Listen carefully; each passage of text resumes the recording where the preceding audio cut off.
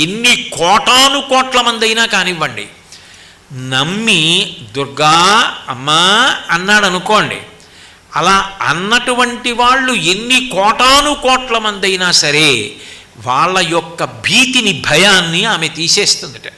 దుర్గే స్మృతౌ హరసి భీతి మశేష జంతో స్వస్థై స్మృత మతిమతీవ శుభాం దదాసి. ఆయనకేం కష్టం లేదు, ఆయన సుఖంగా ఉన్నాడు, హాయిగా ఉన్నాడు. ఆయన అమ్మని తలుచుకోకుండా ఉండడు. అందుకని ప్రతిరోజు అవకాశం ఉన్నప్పుడల్లా అమ్మా దుర్గా దుర్గా దుర్గా అంటూ ఉంటాడు. అప్పుడు ఏం చేస్తుందంటే మంచి బుద్ధినిస్తుందిట. ఆయన కీర్తివంతుడు కావడానికి ఆయన యందు అట్లా ఆలోచన దొంతరులుగా ఎన్నో మంచి శుభ సంకల్పములు చేయించి వాటిని కార్యములుగా మార్చగలిగిన దక్షతనిచ్చి ఇన్ని చేసిన వాడన్న కీర్తిని కట్టబెట్టి యశస్విని అవుతుందిట. అమ్మవారి